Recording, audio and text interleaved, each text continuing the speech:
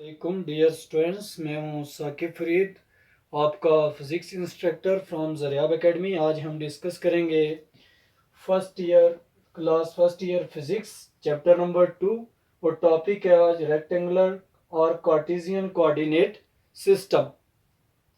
Rectangular और Cartesian coordinate system, जिसको हम two dimensional rectangular Cartesian system का नाम भी देते हैं, और ये हमारे पास टू डायमेंशनल प्लेन भी कहलाता है। तो हम थोड़ी सी हिस्ट्री की अगर बात करें तो 17वीं सेंचुरी में डी कार्टेज ने एक इस सिस्टम का अल्टरनेट दिया। इस सिस्टम में अगर देखें तो यहाँ पे भी हमारे पास क्या है, दो लाइंस एक दूसरे के ऊपर क्या है, म्यूचुअली परपेंडिकुलर है। और जो डी कार्टेज ने जो सिस्टम दिया इसका अल्टरनेट, उसमें भी दो लाइनें एक दूसरे के ऊपर क्या है, म्यूचुअली परपेंडिकुलर है, एक दूसरे के ऊपर right angle to each other है। यानी कि म्यूचुअली परपेंडिकुलर से क्या मुराद है, म्यूचुअली परपेंडिकुलर से ये मुराद है कि हर जगह पे 90 डिग्री का एंगल बना रही हैं एक दूसरे के साथ। हर प्लेस के ऊपर ये क्या बना रही है, 90 डिग्री का एंगल बना रही है। अब हमारे पास जहां पे ये दो लाइंस एक दूसरे को इंटरसेक्ट कर रही हैं, उस पॉइंट को हम पॉइंट ऑफ ओरिजिन का नाम देते हैं और उसको हम ओ से रिप्रेजेंट कर लेते हैं। और इसको हम एक्स एक्सिस का नाम देते हैं और इसको हम एक्स बार एक्स का नाम देते हैं। और ये हमारे पास वाई एक्सिस है, ये वाई बार एक्सिस है। अब ये जो ओ एक्स है एक्सिस है, ओ एक्स बार एक्सिस है, ओ वाई एक्स है और ओ वाई बार है, ये सारे हमारे पास क्या कहलाती हैं, कोऑर्डिनेट एक्सिस कहलाती हैं। क्या कहलाती हैं, कोऑर्डिनेट एक्सिस कहलाती हैं। अब हमारे पास ये जो हॉरिजॉन्टल लाइन है, इसको हम नाम देते हैं एक्स एक्सिस का, और ये जो हमारे पास वर्टिकल लाइन है, इसको हम नाम देते हैं वाई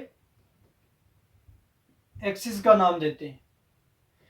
ये एक्स एक्सिस और वाई एक्सिस हमारे पास क्या कहलाती हैं, कोऑर्डिनेट एक्सिस। और ये जो होल सिस्टम है, ठीक है, एक्स एक्सिस और वाई एक्सिस से मिलकर बनने वाला ये जो होल सिस्टम है, इसको हम नाम देते हैं रेक्टेंगुलर कोऑर्डिनेट सिस्टम और Cartesian coordinate system. Rectangular coordinate system या कार्टेशियन कार्टेशियन डिकार्ट ने इसको क्या किया था, इंट्रोड्यूस करवाया था, तो उसी के नाम पे इसको हम कार्टेशियन कोऑर्डिनेट सिस्टम भी कहते हैं और दूसरा हम इसको रेक्टेंगुलर कोऑर्डिनेट सिस्टम भी बोलते हैं। रेक्टेंगुलर कोऑर्डिनेट सिस्टम हम इसको इसलिए बोलते हैं कि हमारे पास जो रेक्टेंगल होती है उसकी शेप कुछ इस तरह से होती है। तो इसकी चारों लाइनों के बिटवीन अगर आप देखें तो यहाँ पे भी क्या बन रहा है, 90 डिग्री का एंगल, यहाँ पे भी 90 डिग्री का एंगल, यहाँ पे भी 90 डिग्री का एंगल। तो इस एनालॉजी की वजह से हम इस सिस्टम को क्या नाम देते हैं, रेक्टेंगुलर कोऑर्डिनेट सिस्टम का नाम देते हैं। अब इस रेक्टेंगुलर कोऑर्डिनेट सिस्टम या कार्टेशियन कोऑर्डिनेट सिस्टम की जरूरत क्यों पेश आई, तो जैसे आप देख सकते हैं कि हमारे पास ये जो सिस्टम था, ईस्ट वेस्ट नॉर्थ साउथ, ये यूज होता था डायरेक्शन को बताने के लिए, ठीक है, इंडिकेट फॉर डायरेक्शन, डायरेक्शन को इंडिकेट करने के लिए हम इस सिस्टम का यूज करते थे। तो ये जो कोऑर्डिनेट सिस्टम है, ये भी क्या बताता है, हमें वेक्टर की डायरेक्शन के बारे में बताता है। इसको पढ़ना इसलिए जरूरी है कि जब तक हमें कोऑर्डिनेट सिस्टम के बारे में पता नहीं होगा, हम वेक्टर को रिप्रेजेंट नहीं कर सकेंगे। तो हमारे पास जैसे यहाँ पे था ईस्ट, जब हमारे पास कोई एक वेक्टर होता था, अगर वो ईस्ट डायरेक्शन में है, इस तरह से कोई वेक्टर है, तो हम कहते थे कि ये किस डायरेक्शन में है। अगर इस तरह से वेक्टर होता था तो हम इसको नॉर्थ डायरेक्शन कहते थे कि ये नॉर्थ डायरेक्शन है। तो अब हमें इसको ईस्ट नॉर्थ या वेस्ट या साउथ कहने के बजाय क्या कहेंगे, अगर ईस्ट डायरेक्शन में होगा तो उसको हम पॉजिटिव एक्स एक्सिस का नाम देंगे, अगर ये इस डायरेक्शन में होगा तो इसको हम नाम देंगे कि ये क्या है, नेगेटिव एक्स एक्सिस की डायरेक्शन में। और अगर ये नॉर्थ की तरफ होगा तो हम इसको कहेंगे कि ये क्या है, पॉजिटिव वाई एक्सिस की डायरेक्शन में। और अगर ये क्या है, डाउनवर्ड डायरेक्शन में होगा तो इसको हम नाम देंगे कि ये क्या है, नेगेटिव वाई एक्सिस की डायरेक्शन में। तो रेक्टेंगुलर कोऑर्डिनेट सिस्टम या टू डायमेंशनल जो प्लेन है, उसमें हम किसी अगर पॉइंट को क्या करना चाहते हैं, रिप्रेजेंट करना चाहते हैं, तो उसके लिए हमारे पास सपोज करते हैं ये एक पॉइंट पी है जिसके दो कोऑर्डिनेट हैं, एक ए और बी, ये हमारे पास दो कोऑर्डिनेट हैं।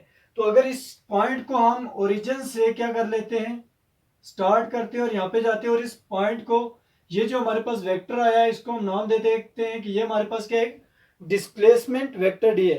तो यहाँ पे पॉइंट ए किस चीज को रिप्रेजेंट कर रहा है, पॉइंट ए रिप्रेजेंट कर रहा है कि इस डिस्प्लेसमेंट वेक्टर को पॉइंट P तक पहुंचने के लिए जितना इसने हॉरिजॉन्टल डिस्टेंस ट्रेवल किया, और B यहाँ पे शो कर रहा है कि इस पॉइंट P तक इस वेक्टर को पहुंचने के लिए वर्टिकली जो डिस्टेंस ट्रेवल किया, ठीक है, O से यहां तक इसने जो डिस्टेंस ट्रेवल किया, और वर्टिकली इसने पॉइंट P तक पहुंचने के लिए जो डिस्टेंस ट्रेवल किया उसको हमने B से रिप्रेजेंट कर लिया।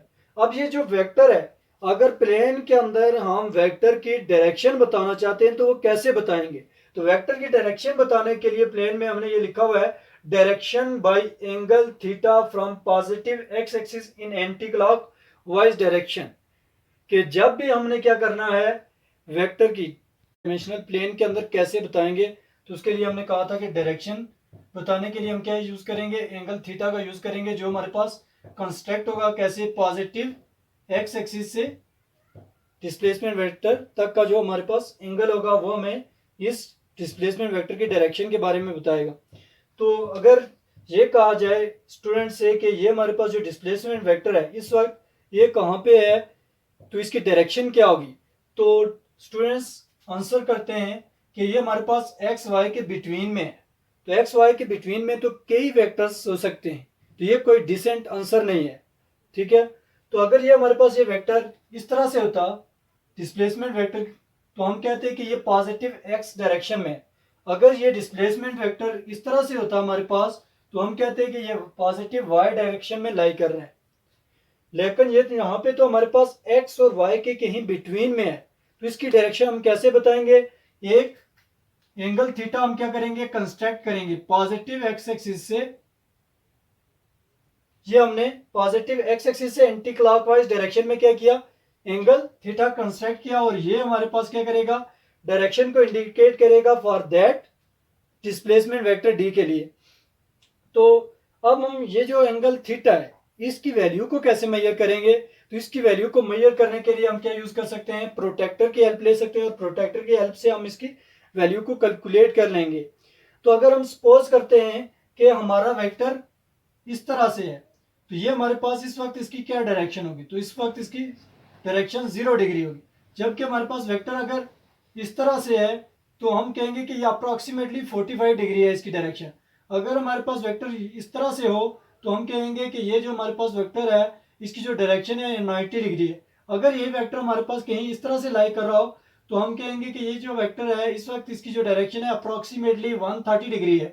और अगर यही वेक्टर इस डायरेक्शन में हो तो हम कहेंगे कि ये हमारे पास जो वेक्टर की डायरेक्शन है अब ये 180 डिग्री है। अगर यही वेक्टर हमारे पास कुछ यूं लाई कर रहा हो तो हम कहेंगे कि इस वेक्टर की जो इस वक्त डायरेक्शन है अप्रोक्सीमेटली 250 डिग्री है। और अगर ये वेक्टर इस तरह से लाई कर रहा हो कहीं तो इसकी डायरेक्शन हम बता सकते हैं कि ये क्या है, 270 डिग्री है। अगर यही वेक्टर कुछ हमारे पास इस तरह से लाई कर रहा है तो हम इसकी डायरेक्शन बताएंगे कि ये अप्रोक्सीमेटली 350 डिग्री है। तो इस तरह से हम क्या कर सकते हैं, वेक्टर की डायरेक्शन को क्या कर सकते हैं, रिप्रेजेंट कर सकते हैं। तो जब भी हमारे पास अगर वेक्टर यहाँ पे भी लाई कर रहा हो तो तब भी हम एंगल जो कंस्ट्रक्ट करेंगे वो पॉजिटिव एक्स एक्सिस से ही कंसीडर करेंगे।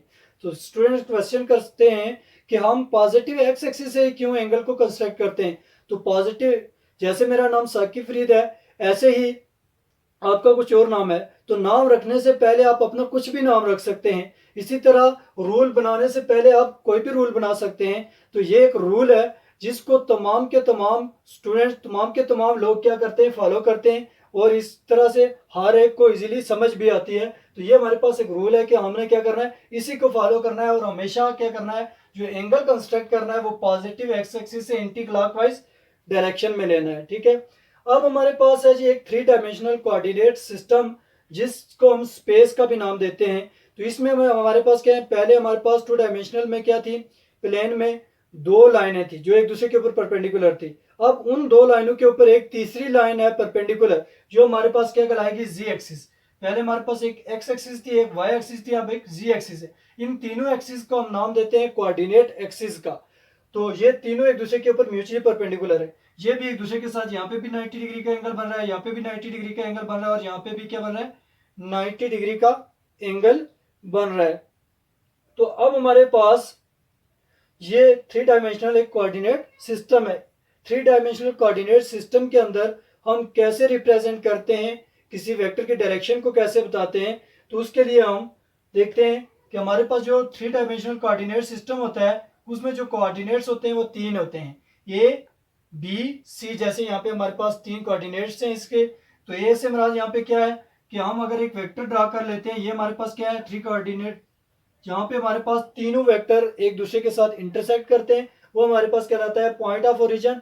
तो पॉइंट ऑफ ओरिजिन से हम एक वेक्टर ड्रा कर लेते हैं जो स्टार्ट होता है ओरिजिन से और एंड होता है एट पॉइंट पी, और इसको भी हम सपोज कर लेते हैं कि ये हमारे पास क्या एक डिस्प्लेसमेंट वेक्टर है। इस डिस्प्लेसमेंट वेक्टर की हम क्या बताना चाहते हैं, डायरेक्शन बताना चाहते हैं इन स्पेस।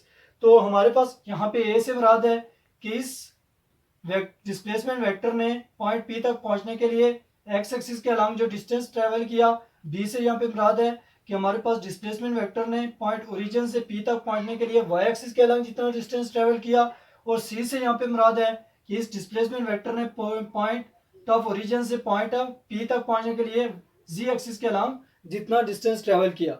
अब हम इसकी डायरेक्शन बताना चाहते हैं, तो जैसे हम प्लेन में बता रहे थे कि एंटी क्लॉकवाइज डायरेक्शन में हमने क्या किया बताया था, लेकिन यहाँ पे हम एंटी क्लॉकवाइज डायरेक्शन में नहीं बताएंगे, बल्कि हम क्या करेंगे 3 एंगल से इस वेक्टर की डायरेक्शन को बताएंगे। नियरेस्ट एंगल जो बनाएगा एक्स एक्सिस के साथ अल्फा, और जो वाई एक्सिस के साथ ये एंगल बनाएगा वेक्टर वो क्या होगा बीटा, और जो जी एक्सिस के साथ एंगल बनाएगा वो हमारे पास क्या होगा गामा होगा। तो ये था हमारे पास 3 डायमेंशनल कोऑर्डिनेट सिस्टम, जिसको हम स्पेस का भी नाम देते हैं। तो रेक्टेंगुलर कोऑर्डिनेट सिस्टम का ये जो पार्ट होता है इसको हम नाम देते हैं फर्स्ट क्वाड्रेंट, इसको हम नाम देते हैं सेकंड क्वाड्रेंट, और ये जो पार्ट होता है इसको हम नाम देते हैं थर्ड क्वाड्रेंट, और ये जो हमारे पास होता है इसको हम फोर्थ क्वाड्रेंट का नाम देते हैं। अगर अभी तक आपने हमारे चैनल को सब्सक्राइब नहीं किया तो चैनल को सब्सक्राइब करें, ताकि हर नई आने वाली वीडियो सबसे पहले आपको मिल सके।